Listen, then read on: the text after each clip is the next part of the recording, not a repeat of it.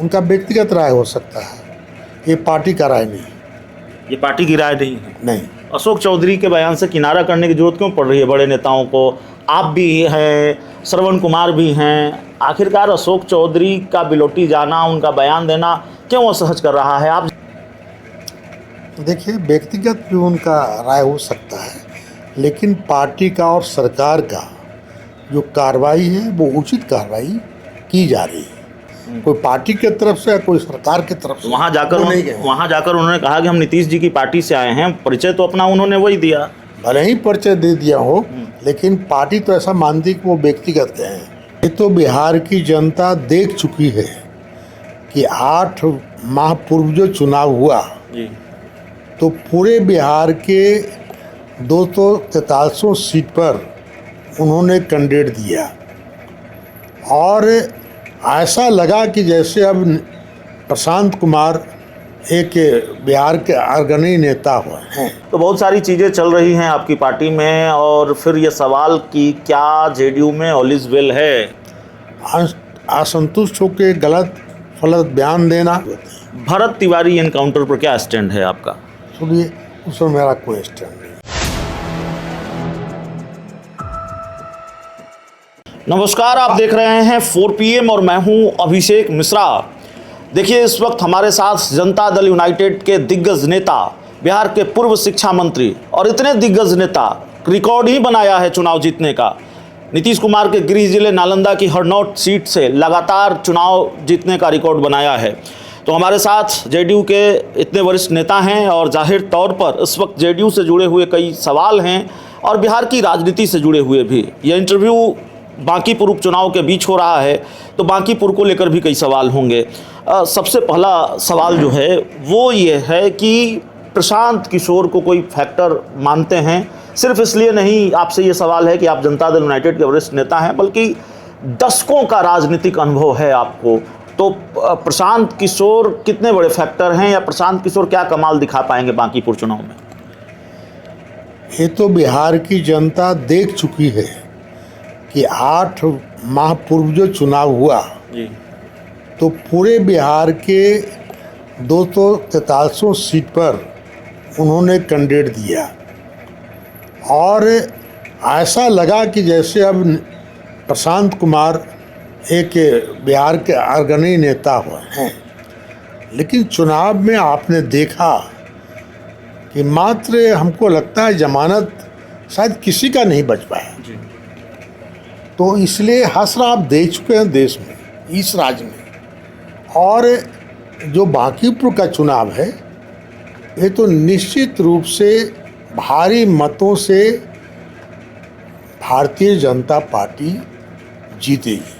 वो कह रहे हैं प्रशांत किशोर की जन सुराज ही हरा सकता है बीजेपी को, कोई दूसरा नहीं हरा सकता है। अब वो स्वयं कैंडिडेट है तो वो कैसे कहेंगे? और भी कैंडिडेट हैं, लेकिन जीत तो निश्चित भारतीय जनता पार्टी की ही होगी। आपकी पार्टी में सब कुछ ठीक नहीं चल रहा है। छोटू सिंह पार्टी से निकाल दिए गए। उसके पहले घटनाक्रम ये कि नीतीश कुमार के सामने ही बहस हुई संजय गांधी और जेडीयू के 2 नेताओं की, छोटू सिंह की, धीरज सिंह कुशवाहा की। तो बहुत सारी चीज़ें चल रही हैं आपकी पार्टी में, और फिर ये सवाल कि क्या जेडीयू में ऑल इज वेल है? कोई बहुत बड़ी बात नहीं है जी। चूँकि आपको मालूम है कि चुनाव के बाद पार्टी का रीऑर्गेनाइजेशन हुआ, यानी पार्टी का संगठन प्रदेश स्तर की बनी।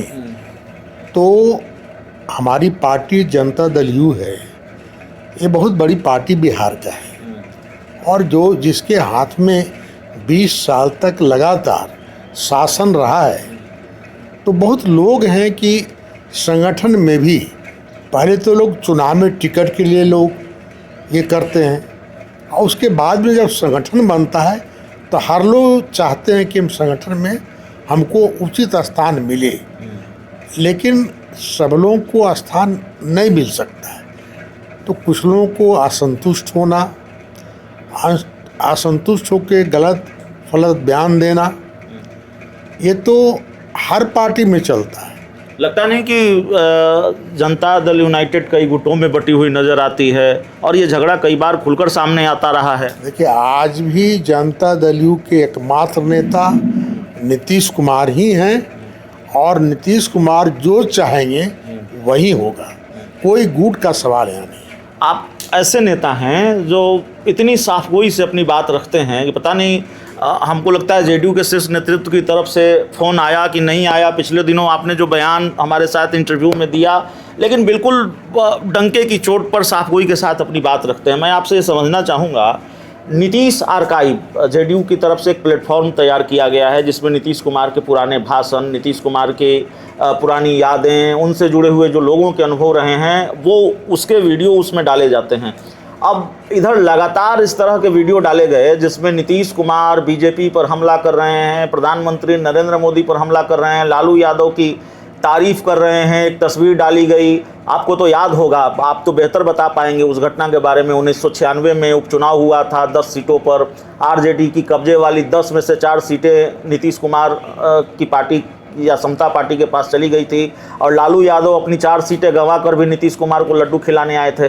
तो ये सारी चीज़ें हो रही हैं, ये संयोग है कि प्रयोग है? क्या बीजेपी को ये बताया जा रहा है कि लालू नीतीश कभी दुश्मन हो ही नहीं सकते?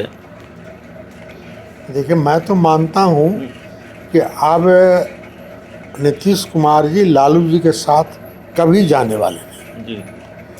अब जो गठबंधन है, एनडीए गठबंधन, ये बरकरार ही रहेगा और एनडीए गठबंधन की ही सरकार चलेगी। एनडीए गठबंधन की ही सरकार चलेगी, लेकिन फिर ये क्यों हो रहा है? ये सारे वीडियो क्यों? बस सामान्य घटना माने इसको? ये बिल्कुल पार्टी के लिए सम्मान घटना को असम्मान घटना नहीं है। अब मैं तो कह रहा हूँ कि हर लोग चाहते हैं कि पार्टी में हम माने पार्टी का पद पाएं, जो संभव नहीं है। और कुछ लोग बहुत दिन लंबे दिनों तक पाते रहे, अगर छूट गए तो उनको गुस्सा स्वाभाविक। आपको याद है 1996 की वो घटना जब 10 सीट आरजेडी हार गई थी या जनता दल हार गई थी अपनी सिटिंग सीटें, और उसमें से 4 सीटों पर समता पार्टी का कब्जा हो गया था। नीतीश कुमार को लालू यादव हार कर भी लड्डू खिलाने आए थे। तो राजनीति में होते रहता है इसे। घटना याद है कि नहीं? अगर याद है तो पूरी कहानी नहीं, बताइए। हमको याद नहीं। आपको याद नहीं है? नहीं याद है। जो बीजेपी के पहले उम्मीदवार थे अभिषेक बंटी बांकीपुर सीट से, उनके पिता का चारा घोटाला कनेक्शन सामने आया है। उनका बयान भी हमने सुना है। उन्होंने कहा कि हाँ, मुझ पर ये आरोप लगे थे और मामला अदालत में चल रहा है। तो लगता नहीं भारतीय जनता पार्टी की ये बड़ी रणनीतिक चूक है, ये एक रणनीतिक असफलता है कि भारतीय जनता पार्टी को चुनाव के बीच में अपना उम्मीदवार बदलना पड़ा और इसका फ़ायदा प्रशांत किशोर और विपक्षी पार्टी आरजेडी ले जाएगी? अब तो ये बातें स्पष्ट हो चुकी है, इसको दोहराने की क्या जरूरत है? जो आप बता रहे हैं मीडिया के माध्यम से, अखबार के माध्यम से जनता में प्रचारित हो गया, तो इस पर अब चर्चा करने की कोई ज़रूरत नहीं। भरत तिवारी एनकाउंटर पर क्या स्टैंड है आपका? सुनिए, उस पर मेरा कोई स्टैंड नहीं है। उस पर कुछ नहीं बोले? तो इस पर बोलने की कोई ज़रूरत भी नहीं है। इस पर बोलने, देखिए, भरत पांडे पर की जो घटना है जी, और सरकार ने उचित कदम उठा लिया है और आपको एक तरह से वैदिक ढंग से कमीशन बन चुका है, तो वो कार्रवाई चल रहा है। आप ही की पार्टी के बड़े नेता हैं अशोक चौधरी, वो कह रहे हैं कि नकली पिस्तौल था, जांच होनी चाहिए, क्या आतंकवादी था कि एसटीएफ भेजा गया? बड़े सवाल तो आपकी पार्टी से उठ रहे हैं। उनका व्यक्तिगत राय हो सकता है, ये पार्टी का राय नहीं। ये पार्टी की राय नहीं है? नहीं। अशोक चौधरी के बयान से किनारा करने की जरूरत क्यों पड़ रही है बड़े नेताओं को? आप भी हैं, श्रवण कुमार भी हैं, आखिरकार अशोक चौधरी का बिलोटी जाना, उनका बयान देना क्यों असहज कर रहा है आप जैसे वरिष्ठ नेताओं को, जिनका स्टैंड और जिनका बयान अपने आप में बड़ा महत्वपूर्ण है? देखिए, व्यक्तिगत भी उनका राय हो सकता है, लेकिन पार्टी का और सरकार का जो कार्रवाई है वो उचित कार्रवाई की जा रही है। अरे कमीशन जब बैठ गया और कमीशन का जो फलाफल होगा उस अनुसार सरकार कार्रवाई करेगी। आपको जाना, आपको क्या लगता है, जाना चाहिए था कि नहीं जाना चाहिए था अशोक चौधरी को बिलोटी? अब देखिए, मैं अब तो व्यक्तिगत उनका जाना हुआ है, कोई पार्टी की तरफ से, कोई सरकार की तरफ से। वहाँ जाकर उन्होंने कहा कि हम नीतीश जी की पार्टी से आए हैं, परिचय तो अपना उन्होंने वही दिया। भले ही परिचय दे दिया हो, लेकिन पार्टी तो ऐसा मानती कि वो व्यक्तिगत गए हैं। चिराग पासवान ने भी सवाल उठाए। चिराग पासवान एक पार्टी है, जी उनकी भी पार्टी जी। है। अब उनके बारे में मैं कैसे कुछ कह सकता हूँ। आखिरी सवाल आरसीपी सिंह को लेकर है, आएंगे नहीं आएंगे, आएंगे नहीं आएंगे।